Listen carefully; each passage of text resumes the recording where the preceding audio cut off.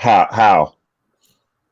How? I just guys, I just want to know how. How are we here today? Um, Everybody, just welcome. Kaiser, if you got another glue gun that you can give me to shoot myself in the head, I will gladly take it. Under construction is here. Latest episode. We are we're just in shock. We're gonna try our best to be professional today and to talk through the show. Panthers drop one to the Minnesota Vikings, 27-28. Joey Sly shanked a 54-yard field goal that wasn't even close that could have won the game. But there is so much more to discuss when it comes to the loss today. Who wants to just fire off first, man? Because I'm going to have trouble finding words today. Guys, Last week, I said, remember y'all said when we were giving our picks, and I said I couldn't call it. And I said, because something always happens against the Vikings.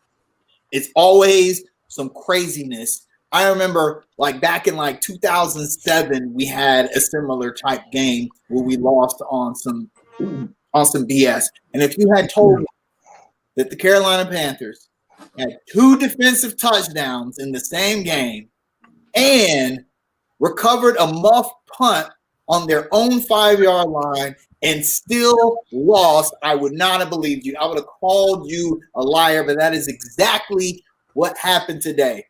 And there is a lot of blame to go around. And if I had to make a blame hierarchy, coaches first, particularly Phil Snow. We do not run. We talked about this all season about dropping 8 guys in coverage and how it never works.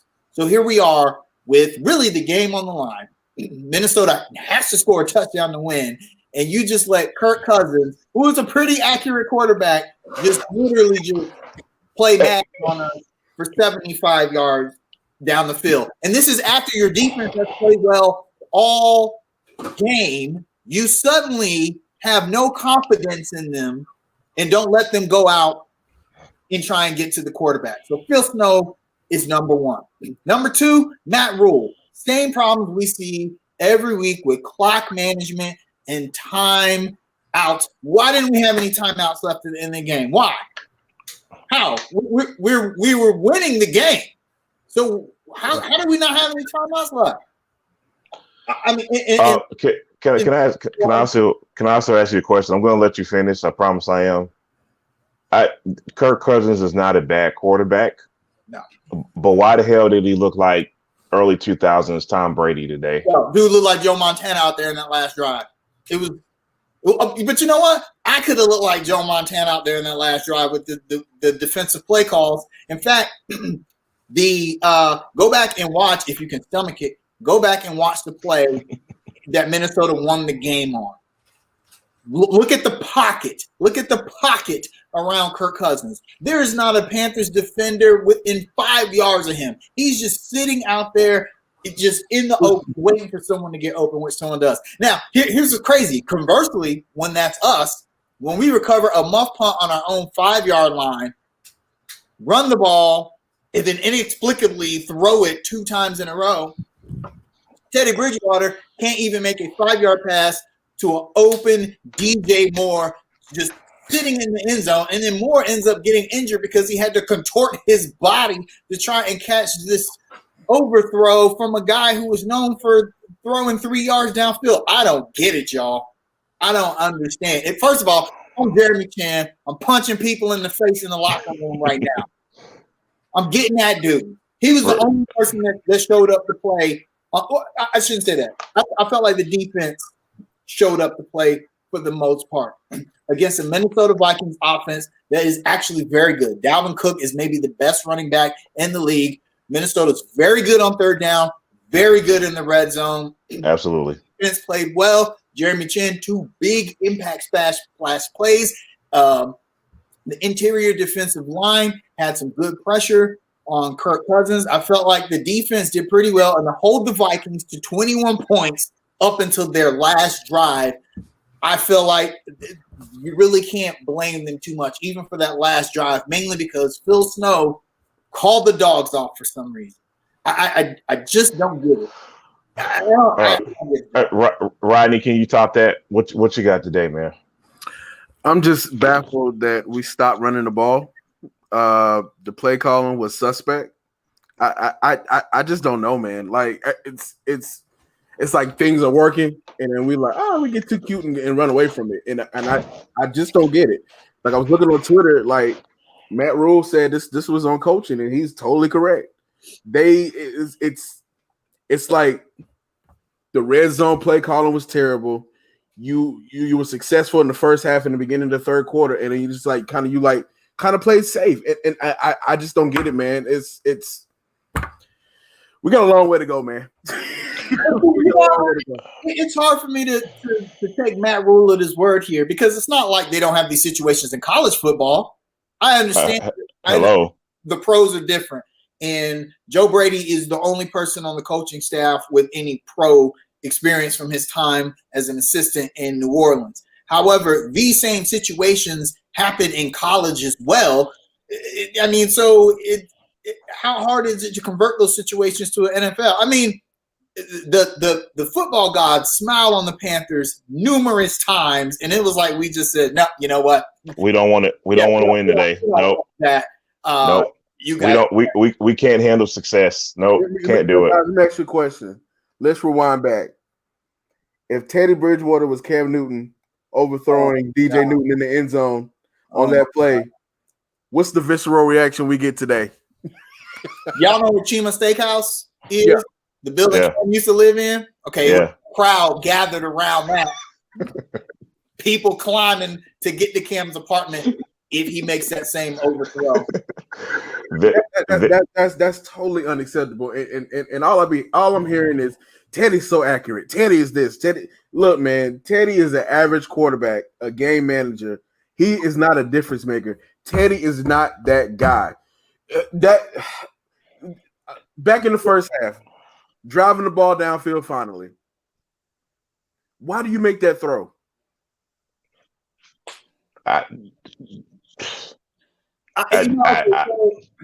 If I'm Teddy, I'm going to try to put myself in Teddy's shoes here. Teddy wants to be Teddy. He doesn't want to be Cam. He doesn't want to be Drew Brees. He wants to be who he is. He has said that. The difference, though, in those two guys is that, I know Cam Newton isn't what he was, but at his peak, Cam Newton was going to win you games. Yeah. Cam at his worst was a game manager. But at his peak, if the game was on the line, then you're like, okay, Cam got to do something. He would do something spectacular and win the game. Teddy has not done that yet. At not one time this season. No, yes. He has not done that yet. There have been games where Teddy has played very well and the Panthers have won due to his good play. But there has not been a time where the Panthers have faced adversity and then Teddy said, okay, y'all remember that Giants game all them years ago? Yeah. Giants came back and they showed Cam on the sideline and he said, all right. And when we got field goal range and won the game, I need Teddy to do that. I need Teddy to be like, all right, let's do this. But it's not happening. I mean, granted, it came close. He came close on that last drive. Had a great pass, really a great catch by Curtis Samuel. Yeah. Gee, what a catch. And it got slide into his range. But to rely on a 54-yard kick to win the game when you were on your 5-yard line, all you needed was 5 yards. And then you had a wide open receiver just sitting in the end zone, waiting for you to deliver the ball. That's on you, bro. Because I'm gonna take a step back. Right before that muff punt, look, Joe Brady needs this smoke too. It was a second and 4 or 5, and you throw the ball, and all you have to do is run it into the 2-minute warning. They cannot stop the clock. Stop the clock. He was trucking dude. Listen. Make them use their timeout on that drive. But you throw. Listen, man. I thought the play calling by Brady today was absolutely atrocious. It was predictable. It was uncreative. It was bad all the way around, and it really showed its head in the second half, mainly the fourth quarter, man. Sometimes, man, you don't have to reinvent the wheel. Just do what makes sense. Now, I think Joe Brady got a little scared, for lack of a better term, because there was, I think, a first down run where the Vikings sniffed it out and we lost yardage. So what, man? It's not about yardage at that point. It's more so about clock. It's about eating clock. It's about making them use their timeouts. And then, like Rodney said, we inexplicably throw the ball on. If you're gonna throw it, did you guys see? I have to go back and watch the film. I don't know if I can stomach it. But did you guys see any play actions?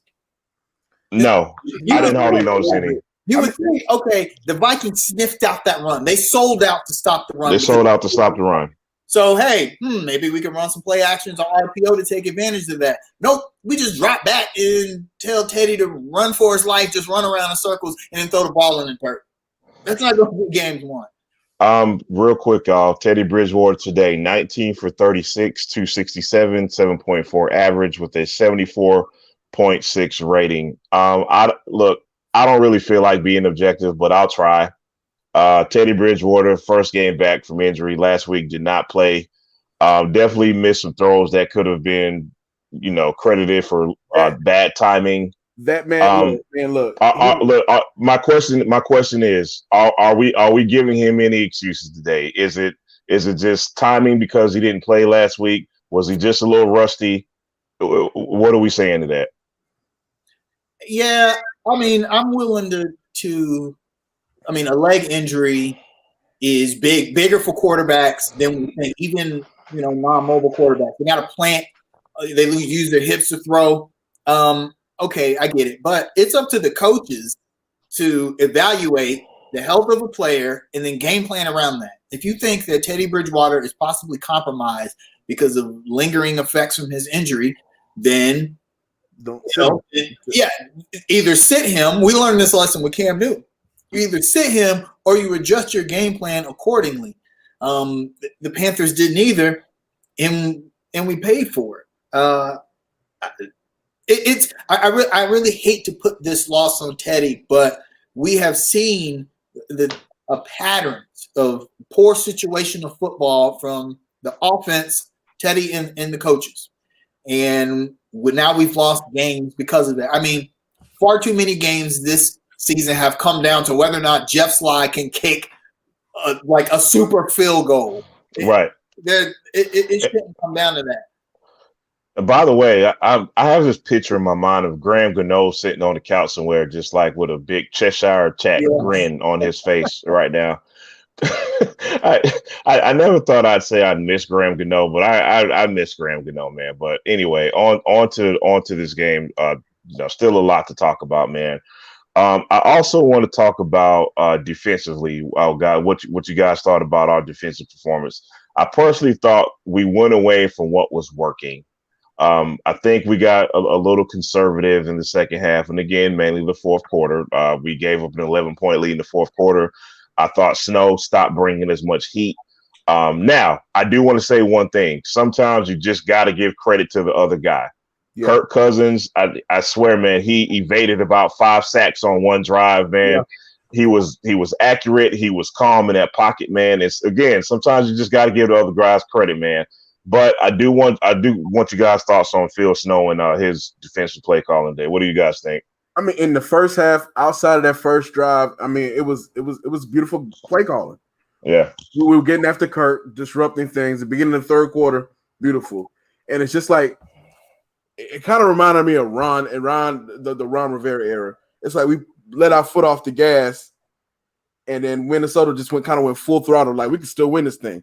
Yeah, I hate to say this, man. The cliche, it's still growing pains, but I'm happy the way the defense, well, mainly important parts performed today on the defensive end. Yeah, Kaz, what you got? I'm okay with the players, the effort, and the performance they gave. It's the scheme that I have a problem with. I mean, the players can only do whatever you ask them to do, and I felt like our players were in good positions to make plays, and that's what they did. We saw what the defensive line was able to do, the pressure they were able to get. Of course, Jeremy Chin. And it was clear that the Vikings had decided we're going to focus on keeping Brian Burns out of the game. And so we saw a lot of double teams on Burns, but the rest of the defense was able to capitalize off it. And so I felt like, they played a great game until the coaches took the game out of the players' hands. It never works when the coaches do that. It almost never does. I feel like at that point, you should have your finger on the pulse of the team enough to know, okay, you know what? My defense is balling out. Let's let those guys play. Minnesota's going to drive. Let's turn it up a notch. Let's do what we were doing before, but kick it up a notch. Yeah. Minnesota's going to kick it up a notch. But instead, we just Phil Snow just folded. I mean, what did I say in the chat? College stuff. Yeah. Guys, let me ask you a question, man. Look, let me know if I'm wrong. I'm concerned about Derrick Brown, man. I'm not seeing enough from him. To me personally, man. I mean, look, he's getting pressures, but eventually he's gonna have to finish and get to the quarterback. I don't know, man. He only had two tackles a day. Well, I'm not overly concerned with that, man, because I think, we're talking about a rookie, and we're also talking about a rookie who missed some time last week, man. So I will say this, man. Number one, the entire defense didn't finish anything in the second half. So it wasn't just Derrick Brown, but we're talking about a rookie who is still trying to figure things out, man. You know what I mean? Derrick Brown makes some rookie mistakes. He jumped off sides maybe 1 or 2 times today. Those are just things that'll just work themselves out eventually, man. I'm not really overly concerned about it. To me, Derrick Brown doesn't make any mistakes that some of these damn veterans make on a weekly basis. So I can't say I'm overly concerned about it, honestly. Yeah, Derrick, rookie defensive tackle, that's tough, especially when really it's just you on the interior with KK out for the season. So, if he had another big guy that, on the inside with him, that would take some pressure off of him. The Panthers, we need either another rusher on the outside opposite Brian Burns or another interior guy, I think, to take the pressure off those two guys. Yeah. And I think we'll probably see that next season. I'm not overly concerned because it's a rookie season. I just don't want him to, I'd rather him take his time progressing and developing, unlike someone like K'Wan Short, who shot to stardom and then flamed out. And fell off a cliff. Yeah. Right, yeah. So, I'd rather, honestly, it's kind of weird to say this, but we missed a guy like Starlin Tulele. He wasn't as flashy or had the big splash plays. Right. He ate up a lot of space and made things easier for players around him. We need another guy like Starlin. Yeah, absolutely, man. And look, man, I don't want to call myself some type of defensive line expert, but to Kaz's point, man, Starlin Tulele never had big numbers. He wasn't a big sack numbers guy, not a lot of tackles for losses because he opened that up for the other guy opposite of him. I think the Panthers with Zach Kerr and Derrick Brown, they're kind of the same player. You know what I mean? Mm-hmm. They don't, one of them is not eating the blocks while the other guy eats. They're both trying to eat. I don't know if that works for an interior lineman, especially a rookie. That's what K'Wan Short was here for. But then, we know the story with K'Wan Short. So Derrick Brown is just going to have to go through some growing pains, man, with all that being said. So for the most part, though, this defense, I feel like, has a lot of potential. Yeah.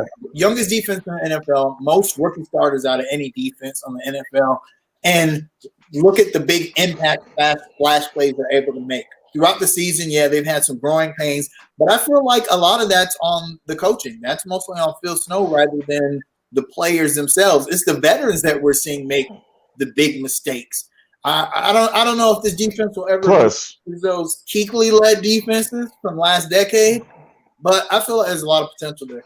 And plus, I also think it is very important that you have an offense that eats the clock up and finish drives. Right, yeah. And in that second half, we didn't see that from the offense. You were throwing that defense right back on in the field with a very hot Kirk Cousins.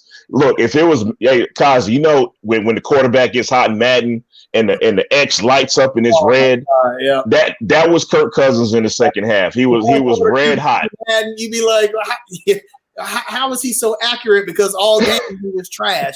You're right. That's exactly how that was. Yeah, and look. Again, we got conservative, man. We stopped sending pressure up the middle, and he got comfortable, and here's the result. So there you have it. Here's what's crazy about this game, and this is also on. I'm going to put this more on Petty than actually the coach. The Hornets, the Panthers are actually in playoff mode. Everyone forgets there's an extra playoff slot this year. Yeah, and the Panthers could get it if they had won this game. They would have been one game out from the final playoff spot. Now, I'm not saying that they would make the playoffs if they had won, or even that they should to play for make the playoffs. But yeah, you got to recognize, hey, whoa, guys, we got to, because this is a winnable game. You still have some games against tough teams left. So a game against the Vikings, who aren't really that much better or worse than the Panthers, you got the game in your grasp. You got to go out and win that game. Now, with this loss, there's really no chance of them really making the playoffs. The Cardinals lost, so you win this game, you're only a game out from that final spot. And imagine how that would look. Matt Rule coming in his first year of a rebuild and making the playoffs, that would have looked great. But instead, you blew it in embarrassing fashion, really. And what makes this even more frustrating is you wasted 2 efforts. You wasted your effort in containing Dalvin Cook. 18 rushes, 61 yards. You take that every week against Dalvin Cook. And then you wasted one of the most beautiful defensive performances we have seen, especially from a rookie, Jeremy Chin. You wasted that performance. It's frustrating, man. Everything that we had everything we needed to win this game, and we just gave it to the Vikings on the platter. Said, hey, we don't want it. You know what I mean? I don't know if that's just signs of a young defense, if it's coach mismanager, if it's just a combination of a little bit of everything, man. But it's highly frustrating. And then on top of that, you had Kirk Cousins kind of break contain. He had 4 rushes for 19 yards. So not only was Kirk Cousins Tom Brady, but he was running Cunningham today too. About that, I'm going to put that on Shaq Thompson. There was a play, I believe maybe in the third quarter, where Kirk Cousins ran for a first down up the middle.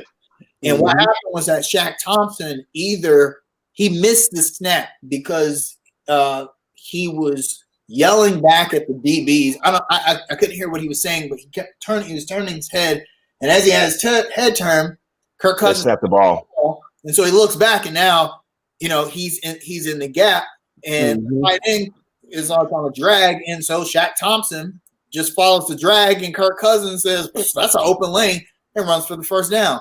It's like, bro, you think that would have ever happened with number 59? You think 59 would have missed the snap and then run in the wrong zone to let the QB? No, of course not. And I say it every week. I know Shaq Thompson's not Luke Kuechly, and that's a big thing. Right. But those are the kind of plays you gotta make. You gotta have the awareness, especially if your guys on the back end don't. Yeah. Yeah, guys, and also, speaking of, we mentioned how the Panthers kind of got away from the running game, man. Trenton Cannon, 3 carries, 17 yards, 5.7 average, man. Mike Davis, a lot of times his stats don't tell the entire story. His stats are going to say 15 carries, 55 yards, but we kind of know that doesn't really tell the entire story, man. He was running hard, man. He ran at least 20, 25 times, man. Right, man. But it's just like I don't get how it looks like the Panthers were playing to not lose instead of to win. Mike Davis, I mean, he had a hell of a highlight, man. It's like the Nate Robinson highlight. He knocked the guy out. You know what I'm saying? And I don't understand how we go away from it, man. It's one other thing I wanted to ask you guys about, man. What do you think about Robbie Anderson's performance today, man? He had a big catch, but overall, what would you grade the receivers today? I mean, I give them a B+. I mean, look, man. Teddy missed 2 touchdowns. I'm gonna just put that out there. Like on that 30-something yard catch that Robbie had. Yeah. Teddy places the ball a little more outside. That's a touchdown. in that play action pass in the first half where he missed DJ, that was a touchdown. I mean, they're playing. And let's not forget the 5-yard. The 5-yard overthrow. I mean, B plus A minus. I mean, they showed up today. Yeah. What would you grade Teddy Bridgewater today? C plus. I give him a D. I give him a D. Because look, especially the 5-yard overthrow in the end zone. I mean, that's the difference in the ball game right there. Bad interception earlier as well. Yeah. Now, Kaiser, about that, let me cut you off real quick. Yeah. I kind of want to be a bit objective about that first interception, just a little bit, because here's what and let me know if you agree or disagree with this or not. That series of play calling by Brady was really bad, in my opinion. It was awful. Terrible. It was so. It's like the Vikings knew what were coming for. It was like those 3 plays were scripted, and the Vikings knew what was coming on all 3 of those plays. So when Teddy drops back on 3rd and whatever it was, 3rd and 10, 11, I mean, it didn't set him up for much success, man. But what were you going to say in regards to that? No, that's true. I agree with your point there. It's hard to execute if the other team essentially knows what you're doing. But ultimately, the decision is going to come down to the quarterback. And that just wasn't a good decision. There's one thing I can say, a good thing about Teddy Bridgewater this season. His decision making is generally not bad, but it's just that sometimes I just don't think he's as accurate passing the ball as the completion percentage numbers would have you believe. Teddy, we've talked about this before. Teddy Bridgewater has a lot of favorable stat manipulation. In his favor. For instance, 41-yard touchdown pass to Robbie Anderson, right? 35 yak. Yeah, a little jump off. But you look at the stat sheet and it's like, man, look at that deep throw from Teddy Bridgewater. No, bro, that was not a deep throw. The one deep throw he had, like Rodney mentioned, that should have been Hey, PJ Walker puts that in the end zone. I don't care what nobody say. PJ Walker puts that's 7 points or 6 points right there. So speaking of PJ Walker, fans were calling his name in the first half, guys. I have to ask the question. I don't know if this is an overreaction. I don't know if this is a hot take, but the question has to be asked. If Teddy Bridgewater struggles, not next week because there's a bye week, but if Teddy Bridgewater struggles against the Broncos, how louder? How much how do you think the coaches are going to react if Teddy Bridgewater struggles another week? Do we see PJ Walker? Man, look, man. I look, honestly, the coaches aren't even committing PJ Walker to be the backup right now. I mean, it's to me it seems kind of politickish because you invested that third round pick in Will Greer, but I mean, Teddy got injured at the end of the game. I mean, you can use injury as a cop out. I mean, if you really want to see what PJ is about in 2 weeks.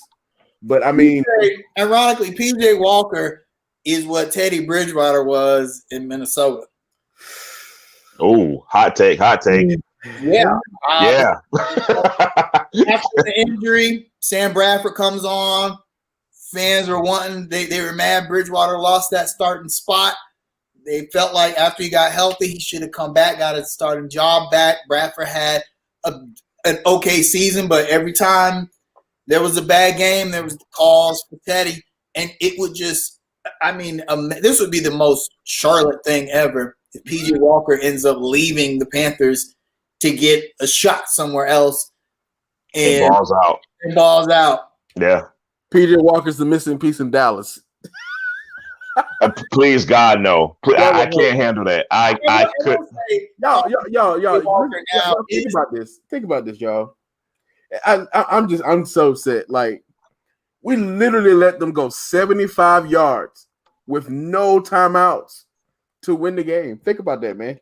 Yeah. I just don't. Every time the defense came out in that cover 3 shell, I don't get it. I mean, I thought, okay, now surely they're gonna switch up. Especially there was one point in which the clock had stopped for some reason, and I thought, okay, now you can swap out personnel because Minnesota was running an up tempo, so you didn't have a whole lot of time to swap out personnel. So you're going to keep your DBs, on the field. But when the clock's up, I thought, okay, they're going to swap out personnel, and we're going to see a nickel coverage with a blitz or something. Nope. No. Came out time, three down linemen, and it's like, what? And of course, I mean, we all know what happened then.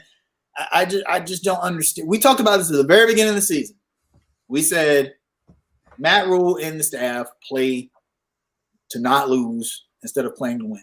And we felt like there was a point where we thought they had gotten that out of their system. Like they had said, okay, that doesn't work in the NFL. And they fell back on it today. And so I wonder though, and I wondered this during the Ron Rivera era as well. How much sway does Matt Rule have over the play calling? Is he completely hands off? Because I got to think that when he see Phil Snow trot those guys out in a dime formation with 3 defensive linemen, right? He probably is like, what is going on? What are we doing? What are we doing? Right. Yeah, I got to think he can't be happy with that. So I'm thinking surely he's on the mic like, hey, Phil, let's do something else. If he's not doing that, then that's a problem. Speaking of that, Kaza, they sent Jeremy Chin on a couple of blitzes, and look at the results. So why do you go away from that? It's beyond puzzling. It is. Look. We're giving Kirk Cousins props for being a good quarterback. He made some amazing plays today. I don't want that to be lost. But you still cannot go away from what has worked. You still can. It is a competition to make him uncomfortable, even though he has evaded some of those blitzes, even though he's made plays. Obviously, dropping 8 in coverage is not working. I just don't get it, man. Rodney, you were going to say something, man. No, man, you got it, man. You got it. Especially with the defense playing. I mean, they had a great week last week. First shutout in 8 seasons, or the 7th shutout in history. First one in 15 seasons, something like that. So they're playing hot. They start off this game, the Vikings score on their first drive. But after that, man, the defense is on fire. I just don't understand why you neuter them. Real quickly, everybody in the chat room, once again, thank y'all for coming on and joining us this week, man. When we have guys in the chat, man, it makes our job easier. We love when you guys are here. Just a quick reminder, if you want to leave us a voicemail and just sound off, just whatever is on your mind today, just completely just sound off, man. 704-981-1747. And more than likely, we'll have time to get you on today. With that being said, fellas, let's wrap this Panthers thing up. Is there an offensive MVP today? Do we have one? I mean, I'll give it to Robbie. I mean, yeah. Robbie was active, making something out of nothing, out of noodle arms throws. I mean, it is what it is. I mean, he performed. I'll go Curtis Samuel. He had a huge catch late in the game that if Jeff Sly hits that field goal, that's the play we're talking about. Joey Sly. Yeah, Joey Sly. If he makes that kick, then we're talking about that catch. Curtis Samuel has been on a tear maybe the last 6 weeks or so after a rocky start to the beginning of the season. I think the days of him being the training camp MVP are over. Finally. I will say I like what Joe Brady's been doing with Curtis Samuel lately, running balls, jet sweeps, all kinds of stuff to get him involved in the offense. I hope he can continue that. Yeah, I'm going to go Robbie Anderson just simply because he made the most impactful play on offense today. And I'll just keep it simple, man. Defensive MVP, I'm not even going to ask. Is there an honorable mention for defensive MVP? Troy Pride. Jermaine Carter. Yeah. Second in the team in tackles. Again, we see another week where he gets to start over Tamir Whitehead, and we see the defense play well. I don't think that's a coincidence. Yeah. And my mind is Troy Pride, man. I mean, He did a good job on Justin Jefferson today, and he's been looking better for the past 2 weeks, and I'm actually excited to see how he progresses. I mean, because we desperately need a number one corner. Yeah. Yeah, and that's the thing. I like Troy Pride's improvement, which is my answer to this question as well. I like his improvement, but at the same time, I still don't know if we have a number one DB on this team. You know, but I guess if I had to rephrase what I was going to say, I don't know if we're going to get a number one guy from this roster that we have now. I guess that's the better way to phrase it. But at the same time, man, I do like the steady improvement, not only by Troy Pride, but a lot of these young guys on defense. You see what Jeremy Chin did today. That goes without saying, man. Jermaine Carter. Sherrod. Jeremy Chin is all of our MVPs, but we just congratulating supplemental play. No. Yeah. Hey, Sherrod, we're naming honorable mentions. Jeremy Chin was by far the MVP. That's why I didn't even go there today, man. So good job to the young guys who continue to improve, man. So the Panthers could not complete a victory today or a knockout, but somebody else got knocked out last night. Mr. Nate Robinson caught an L for the ages last night. In case anyone was under a rock this weekend, Mike Tyson and Roy Jones was the headliner of last night, but those are not where the fireworks were at last night. Guys, I had such a great time watching this with y'all last night. This whole experience was a lot more entertaining than I thought. Share some of your thoughts on the whole Mike Tyson, Roy Jones experience as a whole. Man, look, one thing, Snoop was the star of the show. Snoop needs to be included in other fights and calling other games. But, I mean, Mike looked pretty good, man. Look, Mike was kind of quick. And Roy is in the ER right now. Getting his side checked out, man. He took a beating last night. That wasn't no draw. Yeah. No. My sources tell me that he actually injured a rib last night. So if you watch the post-fight interview, he was holding. Yeah, he was holding rib. I gotta say this. That was more entertaining than I thought it would be. Yeah. I bought it last night on a whim, and then we all had a private stream. We all in here watching it, and had a good time watching it. And I'm very glad that I did, because shout out to you, Kaiser. Appreciate that, by the way, buddy. Yeah, the whole thing was entertaining, but even the headline fight, Black Streams Matter. Even the headline fight was just more entertaining than I thought it would be. Yeah. Like Roy Jones near the end was kind of mailing it in. I don't think he took it as seriously as Mike Tyson did from both, the pre-fight, from the training camp all the way up into the fight. But yeah, Nate Robinson, boy, man, I'll say this. Let me say this. So you guys know that I'm heavy into boxing. Yeah, and I have actually been a part of that industry at one point in my life. I was actually a gym rat. I was in the gym. I'd spar every day. I got to meet a lot of people in the industry. I worked on a fight night game with EA. But it never in my life. Hey man, time out. I learn something new about you every day, by the way. Every week I learn something new about you, man. But go ahead, man. This nigga got 9 lives. Hey man, look, man, Kaiser is like the Renaissance man for under construction, man. What don't you do, man? I do it all, man. But never at any point in my life was I like, man, you know what? I want to go get punched in the face for a living. Because there'll be some days, when you're in the gym sparring, a lot of times you're wearing hair gear, sometimes you might not, but you're wearing big gloves, and there'll be days where I'm like, hey, I'm not sparring that dude no more. It's sparring. Sometimes it gets a little bit heated. So to do that professionally, that's a lot. So respect to Nate Robinson, especially because Jake Paul actually had one professional fight already. He had been taking it seriously. He's in the gym all the time training. So for Nate Robinson to even step in the ring in a official sanctioned bout, that takes a lot of guts, man. So props to him for that. I do think very quickly, though, he discovered you don't play boxing.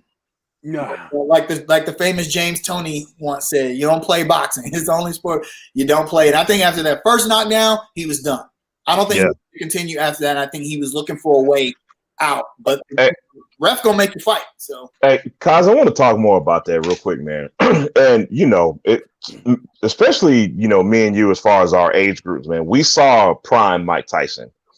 And not only did we see prime Mike Tyson, but we saw how much of that was his whole identity. I bring this up to relate it to last night. We're saying that Roy Jones didn't look like he took it as serious as Mike did. I think that's pretty damn obvious. You know what I mean? Mike Tyson has stated so much. Like, he has struggled to build an identity outside of boxing. He has stated that he has been a very ugly person because of his persona when it comes to being in the ring. I have to give Mike Tyson a lot of credit for growth. Nobody does that with Mike Tyson a lot. That dude has grown a whole lot from the big bad man he was in the late 80s, early 90s, when he was cussing people out and eating babies and accosting women and all this other stuff he had going on, man. And I just don't think people give enough props to Mike Tyson for being able to grow into this functional guy who's a good sportsman, who put on the show for the fans, but remain civil. You know what I mean? I liked what I saw in that aspect of Mike Tyson last night. Yeah, absolutely. I mean, Mike Tyson's not like a perfect human suddenly now, but he's human now. Whereas, before, Mike Tyson was really mostly this larger-than-life character that the media created, and Mike Tyson didn't know any better but to feed into that image because that's how he made his money. If Mike Tyson had been timid back in the 80s, he wouldn't be Mike Tyson. He wouldn't be Mike Tyson. So he had to build this aura of invincibility around him. But a lot of people don't know this about Mike Tyson, but he's somewhat of a boxing savant. He's like a huge boxing historian. When it comes to the sport of boxing, there are few people as smart as Mike Tyson. So you take that away from him, and I think it's been eating away at him for the last 15 years. Plus, Mike Tyson, his youngest daughter died tragically some time ago, and I think he's always felt like that was his penance for the life that he lived before. Mm-hmm. And I think that started his path to growth and a little bit of humility. So, now that Mike Tyson's in a good place in his life, he's got money again. He's not broke anymore. He's off the hard drugs. Mm-hmm. I think he's like, okay, I'm ready to go back and do what I love, but I don't have to do it for the reasons I did in the 80s. He even said after, and I'm a humanitarian. That's why I box. You stole my thunder, man. I was going to mention that quote, but go ahead. Yeah.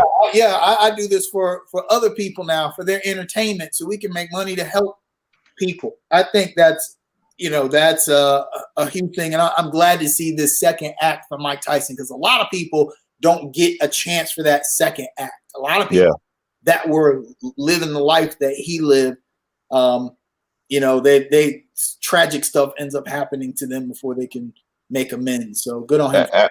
Absolutely, man. Let me ask you guys a question. Would you want to see a rematch at this point? Roy doesn't want to see a rematch. But he said he did. Let me tell you something, man. Look, I'm gonna let you guys into a little secret. Whenever I say, let me check on my family first, let me ask my wife first. That usually means you don't want to do it. Because you know what the answer is going to be. I got you. Yeah, I mean, look, he got his money. Look, Mike is a different beast. Like, he's paying the price for that exhibition fight today. Roy don't want to do that again. Kaza, I want to ask you, the boxing savant on this show. If Mike Tyson seriously committed to getting back in the heavyweight division, how much noise would he make? None. None. They could feed him tomato cans. That's about they could feed him tomato cans, and he could, score some entertaining wins against some really, really low level competition. But it's important to note that he was in the ring with another 50-year-old guy. Yeah, no doubt. To say, as crisp as he looked, it's like, okay, how crisp does he look against like Tyson Fury? Right. Someone like that who would eat Mike Tyson, a 54-year-old Mike Tyson, alive in a ring. It wouldn't. He would get killed in that situation. However, I do think fights of this ilk, 2-minute rounds, 8 rounds, even if they're not exhibition, even officially sanctioned fights against people in that age bracket, I think there's a market for that. I mean, you're trying to tell me you wouldn't want to see Mike Tyson rematch, Evander Holyfield? Right. Man, look. I don't want to see Evander take another shot to the head right now. Yeah, because it is so hard, though. I think I want to take another shot. I will say this, from a stylistic standpoint, it was very interesting to see Mike Tyson get in there and do some of the things that he did 30 years ago. I was really pleasant. He looked, at least, looked like the old Mike Tyson stylistically. I would have liked to see that fight in their primes. I know it didn't happen for a lot of various reasons. I felt like Roy Jones would have been too small for Mike Tyson. Yeah. Mike Tyson, the guys that beat him were all much, much bigger, talking 250-pound dudes, leaning on him and tying him up, which is what Roy Jones tried to do. I don't think that would have worked back when Roy Jones was 190 pounds. But so I got another question, y'all. How do you get knocked out by a dude from Calabasas, California? How does that happen? And look, man, the thing is, I heard Nate was talking trash first. Look, we're all NBA fans. Is that surprising? No, not at all. Not at all. And Nate Robinson, being like an NBA player of small stature, has always had to have that dog in him. Right. Hey, look, guys, I call it the Mighty Mouse effect. You know what I'm saying? Yeah. Right. So we see that with a lot of the short guys in the NBA. Isaiah Thomas, Spud Webb back in the day. So that doesn't surprise me. But I think, like we said earlier, you don't play boxing. First of all, Paul is 6'1", 180 pounds. Bigger than you. 200-something pounds. Nate Robinson, 5'9", 181, ain't been in the gym or on the court in a couple of seasons. I think he got in the ring and realized, whoa, this is a different beast here. Wait, I can't play around with this. Right. This white boy can box. Right. And look, I have an analogy for you. See, and for those of you who are watching, like we said earlier, Kaz is a Renaissance man. He's also an MC. He's a rapper. So I'm going to use this analogy. Kaz, you've seen this before. You've been at the battles before where you guys are like, y'all, the real MCs are rapping and y'all do y'all thing. And there's one dude in the audience is like, man, that look easy. I can go do that. And then they get on stage and what happens? Freeze up. Yeah. Freeze up. It's one thing to watch somebody do it and think it looks, and probably that's probably what happened with Nate Robinson. I mean, Jake Paul. I could picture Nate Robinson like shadow boxing in the mirror, and he's telling himself like, "I look good, man. I can do this."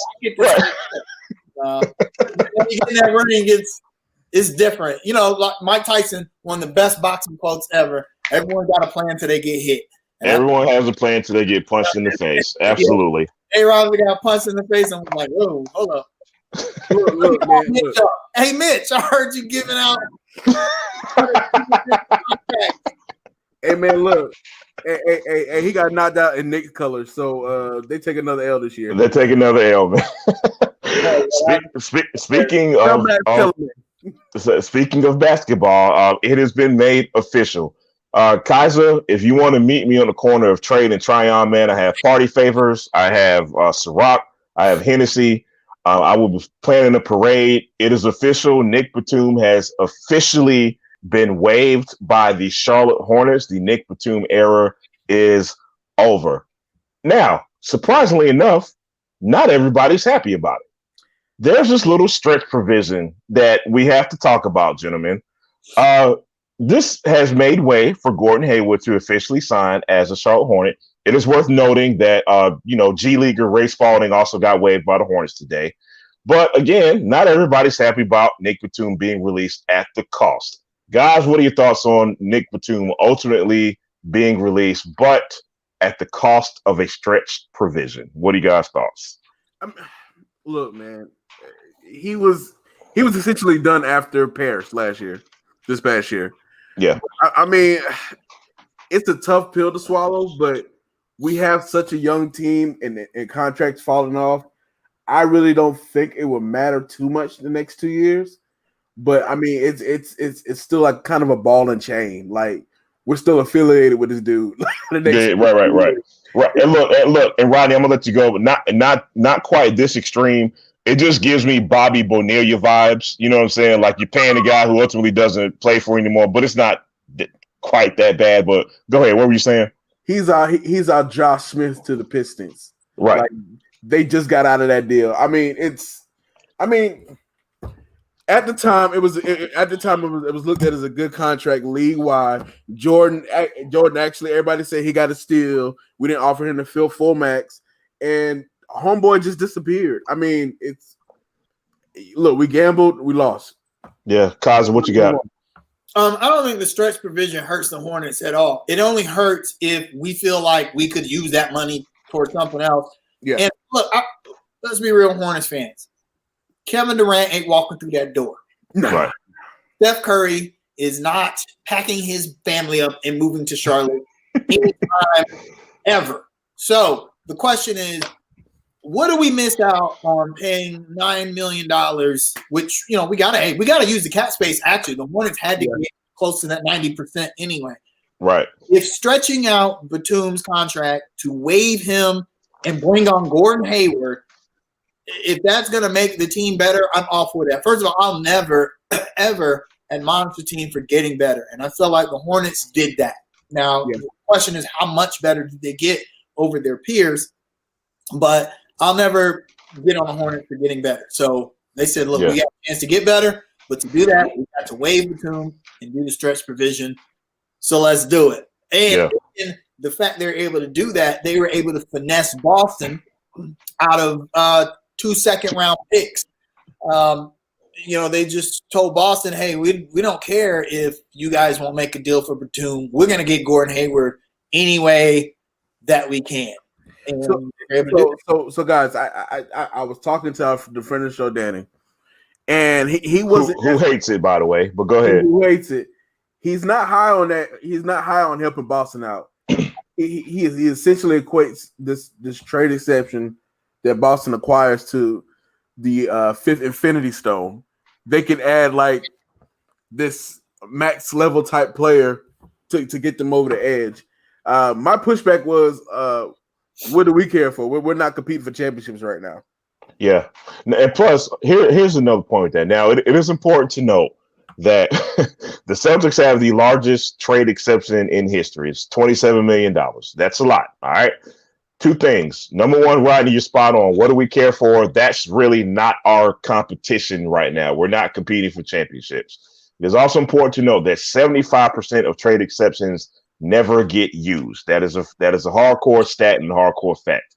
Number three, we have seen already that having a lot of cap space does not equate to you landing the player that you ultimately want. Now, keep in mind, Boston is a different animal than the Charlotte Hornets. We all can agree with that. That still does not equate to them ultimately getting some superstar guy or some guy that's worth $27 million to put them over the top. It's not a guarantee. It's not a slam dunk, so to speak. But ultimately, we shouldn't care. It's not us. So, yeah, I get people don't want to help Boston out, but the truth is that NBA GMs actually do that. NFL GMs probably do as well because you don't want to burn any bridges. You want to deal with these guys later. So you help Boston out now. Sometime in the future, there may be a point where you're like, okay, hey, we got a trade on the table. I need this favor from you guys. That's because that's how it works out. So I'm not too mad at helping Boston out. We did pick up 2 more second-round picks. Mitch has shown to be pretty competent in the draft the last 2 seasons. And at worst, we gave up really an imaginary second-round pick, a protected second-round pick. Yeah, look. That's not even a real thing. They literally had to just put that there because you can't trade something for nothing. So, you know what I do think is funny? Go on Twitter, look up Nick Batum or the LA Clippers, and watch how many people are praising the Clippers signing Nick Batum. Man, look, let me tell you something funny, man. Let me tell you something funny. Earlier today, I was on Twitter, and I saw somebody said, "Oh man, Nick Batum's getting waived. The Lakers can really use a defender." The what? A what? I'm sorry. A what? A defender where? I'm sorry. Look, this is how you know people do not pay attention to Charlotte basketball. Maybe in Portland he was a competent defender. Here he don't play. He didn't play any defense. He got paid, and that was it. You know, I got this icky feeling he's gonna go to the Clippers and be like motivated. 6th man of the year. Look, man, y'all know we hate lazy narratives on this show. But however, with that being said, you know, we compare Nick Batum to a former French player that played in Charlotte, Boris Diaw. We looked at what Boris Diaw did the very second he left Charlotte and went to the San Antonio Spurs. Do you guys foresee that same situation with Nick Batum? And what chance do you give that? It's 50-50 at this point. Either he's washed or he just really didn't want to be here and he just wanted his money. Yeah. Like this, I'm with you, man. I think it's a 50-50 chance, man. It remains to be seen. I've always wondered about Nick Batum, and was there any kind of real like injury history, or was it just him not caring after that elbow injury? Yeah. Before that, he actually was playing fairly well. He injures the elbow. He misses a ton of games, and you guys remember his very first game back, scores like 40 points and guards LeBron James. We ended up losing that game by like 1 point. So I think it's Batum's always been an enigma, and I always feel like for him it was effort. That was what was so maddening about Batum. The ability was there, and sometimes he'd show it off. He'd do something. He'd like dunk on like Anthony Davis. You'd be like, dude, what the But like, why can't you do that all the time? Right. Yeah. What's going on? So it could be the change of scenery is good for him. And I don't know. We'll see. All right, guys, we are coming to the conclusion of this show. First of all, I want to apologize for, there were some people last week who's like, man, you didn't play my voicemail last week. Guys, I screwed it up. We ran out of time. I am so sorry. However, we have come to that point of the show where this is our new segment. This is our voicemail segment. And by the way, if anybody has a new catchy name that we should call this segment, we are taking suggestions for that. So here we go, guys. I'm going to try not to screw this up again, but let's give it a shot.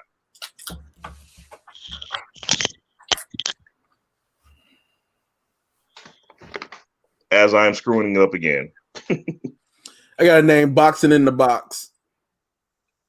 Hey, from all you do and your voicemail thing, even though I think that this is a great idea, but change up the message.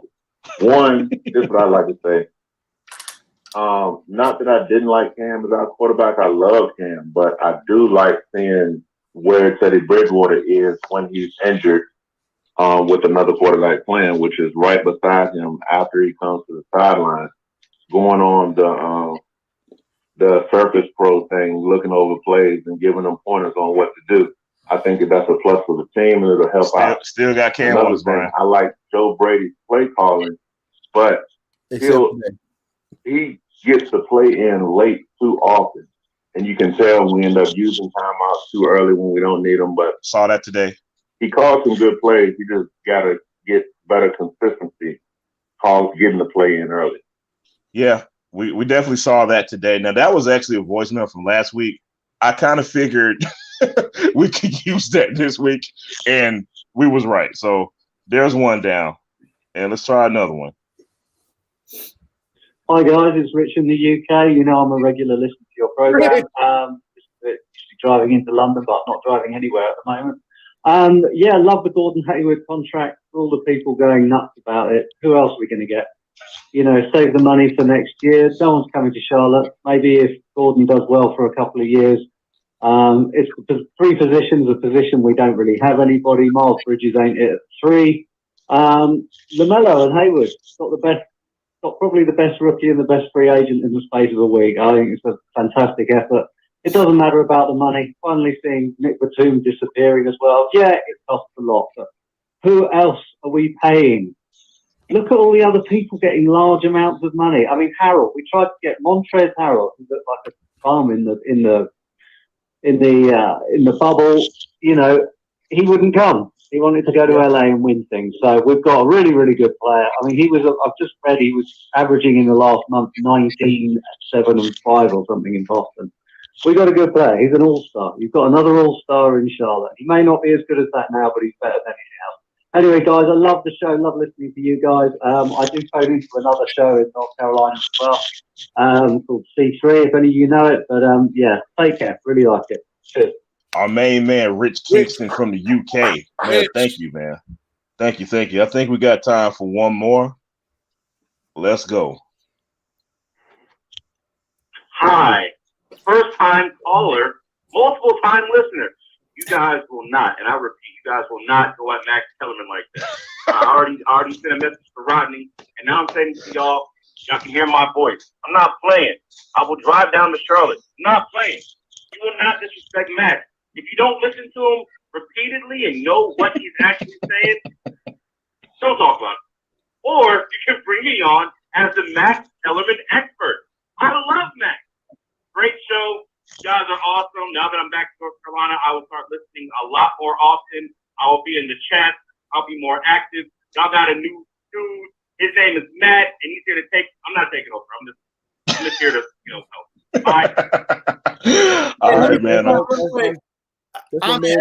We went to high school together, man.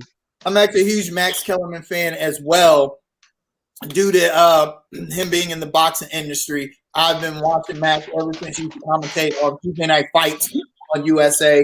So I'm a big fan of his, and he's a really good rapper too.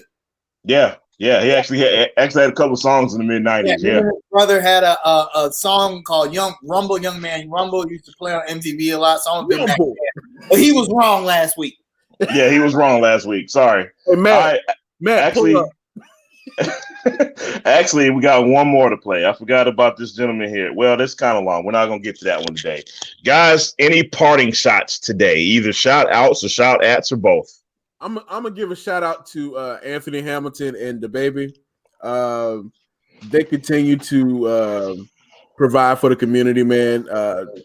Doing amazing work within the community, giving people hope. It's been a rough year, but those guys are true gems to our community. Kaiser, what you got? I'm gonna give a shout out to Romain Grosjean. He is a French F1 driver. He races for the Haas F1 team, which is actually based in Charlotte, North Carolina. They're the only United States-based F1 team, in their headquarters is right outside of Kannapolis. But today at the Bahrain Grand Prix, he ran into a barrier and his car exploded. Ooh. And he survived the explosion. Go look up the video on YouTube. It is the most insane thing I've ever seen in F1 history. I have no idea how he walked away. I mean, the car literally blows up, and then you see him hop out and start running because it's crazy. It's crazy. Go watch it. So shout out to him and whatever angel is watching him. Nate Robinson needed what his angel. Hey, yo. Somebody said Nate Robinson when his feet was laying there. It looked like when the house landed on the Wicked Witch. Oh, darn. All right, man. I have a shout at. It's starting to be a yearly shout at Bleacher Report. I don't know. I don't know who Michael Jordan offended in that, or maybe Michael just wouldn't give an interview to Bleacher Report. I don't know what these guys have against the Charlotte Hornets. But every single year, they will find a way to try to discredit any little thing that the Charlotte Hornets do. They said Gordon Hayward was the worst free agent contract signing, even though everyone says he was the best free agent available. They gave the Hornets an F grade, which whatever. Last year, they said Terry Rozier was the worst free agent signing of last season. We see how that worked out. Bleacher Report, please look, either stop hiring 21-year-old writers, get yourself some real writers, or just shut up. I'm sick of it. Just middle finger to Bleacher Report. I want to shout out everybody who continues to genuinely support Under Construction. The guys in the chat room, Swagner, Chris, if I'm missing anybody, I'm sorry. You know who you are, man. Thanks to everybody who continues to like, share, and post Under Construction content. We need you guys just like you need us. So thank you for leaving voicemails. Until the next time, guys, we will see y'all and love each other. Peace out, y'all.